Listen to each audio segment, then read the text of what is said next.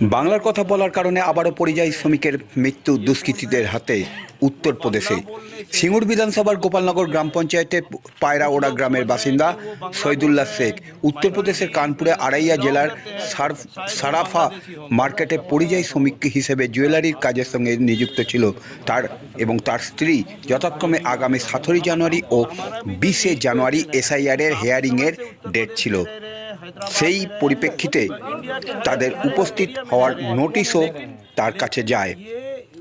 গত 13 তারিখ অর্থাৎ মঙ্গলবার তার স্ত্রী ও 3 বছরের পুত্র সন্তানকে বিকেলের ট্রেনে উঠিয়ে দেয় বাড়ির উদ্দেশ্যে। ওই দিনই রাতে দুষ্কৃতীদের হাতে নিহত হয় শহীদুল্লাহ শেখ। এই ঘটনায়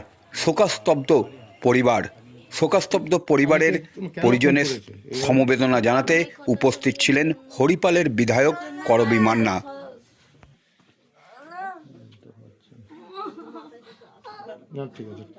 ঠিক আছে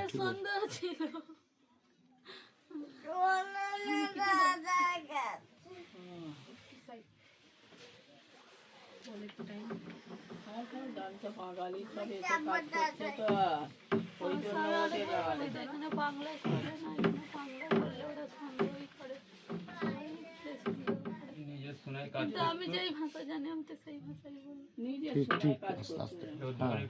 আমরা তো বাঙালি, আমরা তো বাংলা ভাষাই বলবো, তা বলে সন্দেহ কিসের হবে?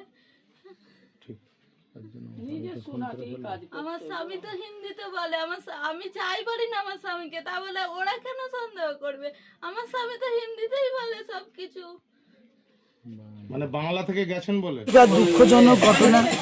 ভীষণ ভাবা যায় না যে একটা বাংলার ছেলে সে কাজ করতে গেছে বলে উত্তরপ্রদেশের বাড়ির লোক ওর মা এবং স্ত্রী দাবি করছে যে তার জন্য তারা বাংলায় বললো, বাংলায় কথা বলতো বলে যে তাদের সঙ্গে দুর্ব্যবহার করতো ইউপির মানুষ, সেখানকার ব্যবসাদার সাধারণ মানুষ, এবং খুব আতঙ্কই ছিল।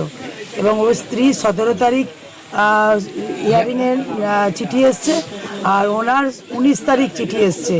ওনার কাজ ছিল বলে স্ত্রীকে পরশু দিনই গাড়িতে চাপিয়ে দিয়েছে, আর পরশু দিনই ওখানে মার্ডার করে দিয়েছে। একটা খুব বাচ্চা 3 বছরের বাচ্চা আছে ওদের, এবং খুব কম বয়সী একটা ছেলে, 28-30 বছর বয়স ছেলেটি।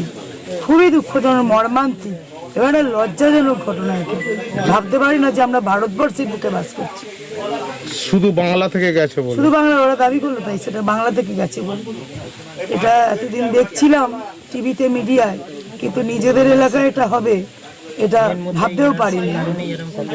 অন্য পরিযায়ী শ্রমিকরা তারা তো খুব আতঙ্কে রয়েছে, সবাই আতঙ্কে আছে। আমাদেরকে বারবার ফোন করছে যে বাইরে বারবার, এবং এই এসআইআর এর চিঠিটা দেখুন যে বাবার আরো 6টা সন্তান কেন আছে তার জবাব দিতে সে এসআইআর রেখে পাঠিয়েছে। এটাও আমাদের কাছে লজ্জা যে এটা একটা চিঠি।